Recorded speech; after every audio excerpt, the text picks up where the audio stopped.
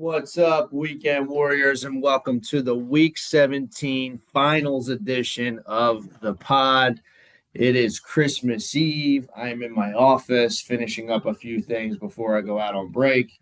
It is a busy week, as you can imagine, with Christmas tomorrow and vigorously wrapping gifts and trying to get every last minute email out the door before we have some fun over holiday break. Got some Disney on Ice planned, got some aquarium days planned. It's going to be fun, packed break, but never too busy. Like I said on the last week's pod, I kind of came to the realization on the show that Christmas Eve is in the middle of the week. Christmas is in the middle of the week. Got to figure out a way to get some content out there. I promised I would. So squeezing it in here before the festivities begin. And this pod is being filmed shortly here before waivers have run. So forgive me there, although I will say it's slim pickings out there on the wire. So it's that time of season. You're not going to find a diamond in the rough, or maybe you will. But, I don't think they're jumping off the page. So let's do a quick recap, man, of last week. Two matchups, Kevin versus myself. I got to spend the weekend with Kevin last week, which was like Chinese water torture when you're playing against somebody that's beating you by 60. And every touchdown update is the guy that he has. So, Kevin, hats off. Listen, I wrestled with lineup decisions all week. Do I play this guy? Do I play that guy?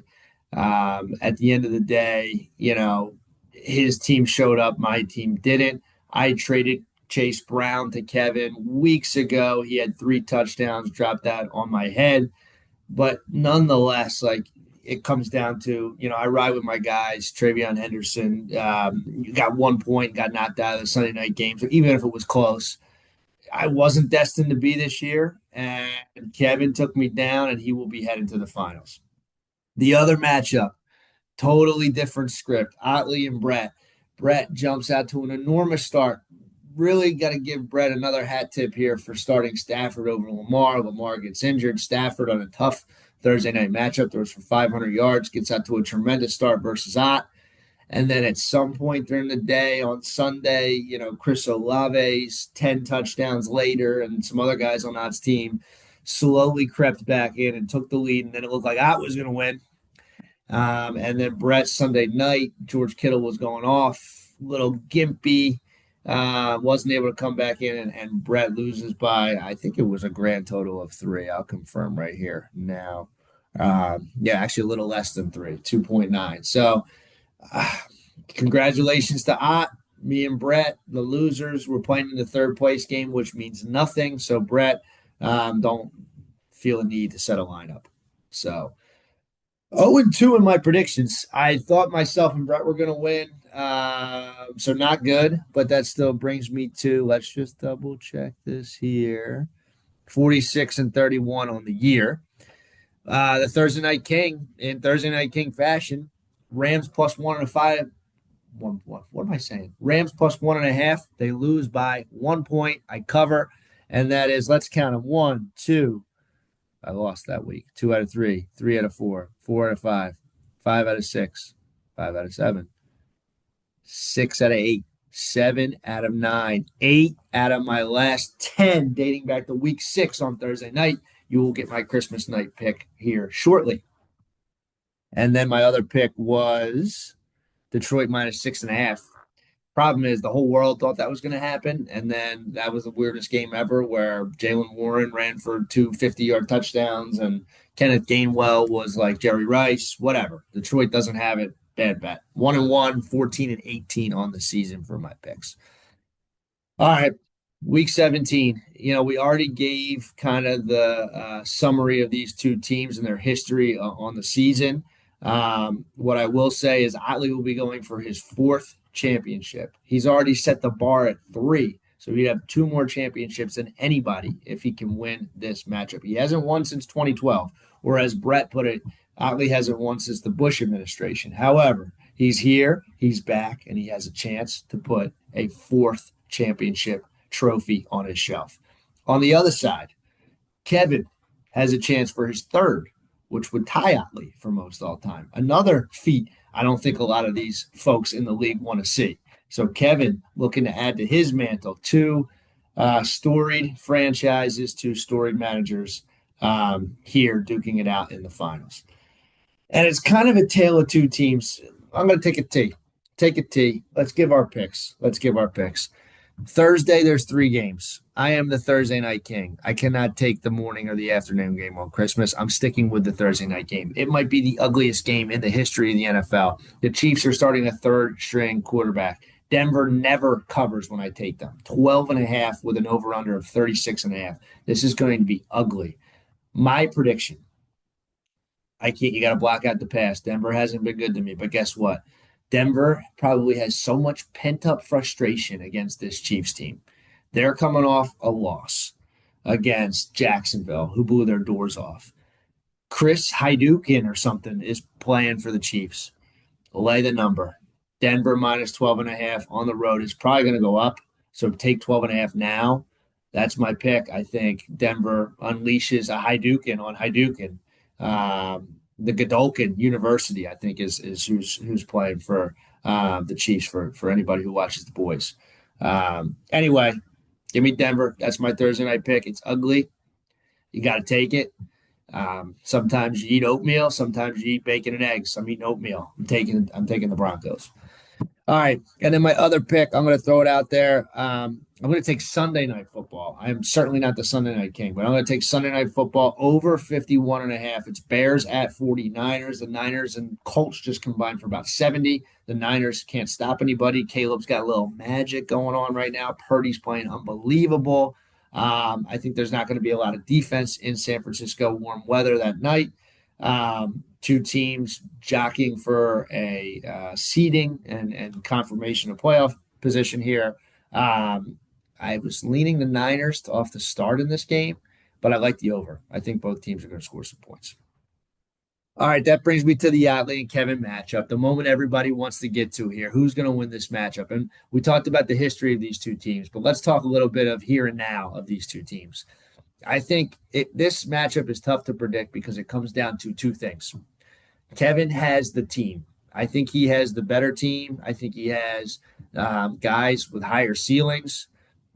Gibbs, Achane, to name a couple. Oh, by the way, Trevor Lawrence playing ridiculous football right now. Would you have 9 touchdowns in the last 2 games? Playing a Colts team, a bad Colts team. So, Kevin has the team and the framework. Otley has the magic. We got to say it. I mean, every week I keep saying teams leaking oil. Coming into the playoffs, he gets a 50-point performance from Kyle Pitts. Then he gets a crazy performance from Chris Olave. Kenneth Gainwell catches a ball, falls over, rolls in the mud, gets up, runs in for a touchdown. Sometimes I've had this in the past. I like to think I still have it, but when I beat Terry in the championship in 2021 for my first championship, I love bringing up these old memories. I was a huge dog in that game. And stuff just happened to the stars aligned to get me to where I needed to be. So my point is that should be scary for Kev because Ollie's got some magic right now. And it is Christmas. So he's got some Christmas magic. So let me try to dissect this matchup. I really think it's pretty 50-50. Right now it's 55-45. Waivers have not run. What I will say, Kevin's going to keep sticking with Trevor Lawrence. Can he get points from the wide receiver position is the big thing, right? A.J. Brown's back. He's playing great football. I think he'll have a good day against Buffalo. But Tedoroa McMillan, he did it against me, but against Seattle in a tough matchup, I don't know. That's tougher, right? Waddle, you got the Ewers effect, but Kev doesn't have a lot of other wide receivers, laying on the waiver wire on his bench. So, he's probably going to stick with his playmakers and hope they make a play. Chase Brown's been unbelievable. What it's going to come down to, Chase Brown at home against Arizona, Achane against the Bucks, and then Gibbs Thursday against Minnesota. Even when Gibbs last week ran, he had 7 carries for 2 yards. He scored 18 fantasy points because guess what? He had 10 catches and he scored.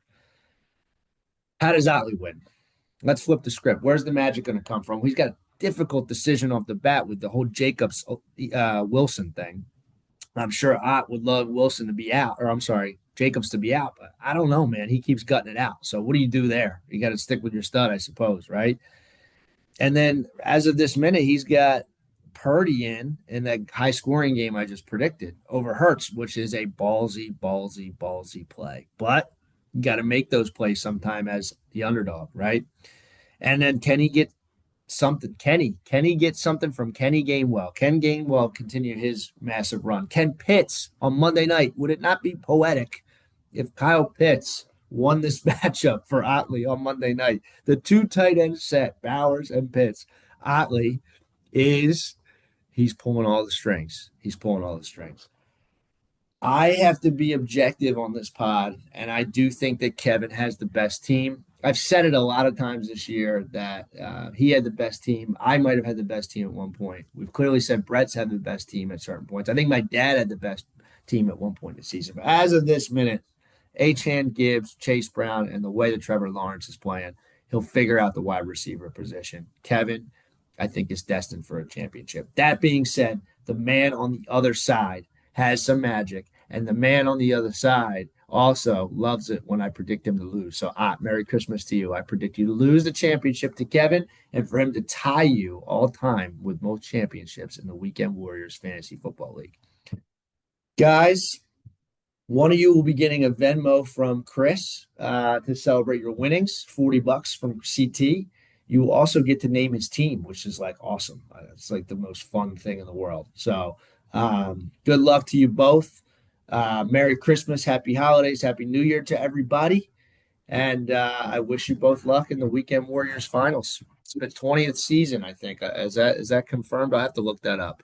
I'm pretty sure next year is the 21st season. So we started when I was 16, and now I'm 36. I would check out. So it's been fun. It's been a fun ride. And I wish both of you good luck.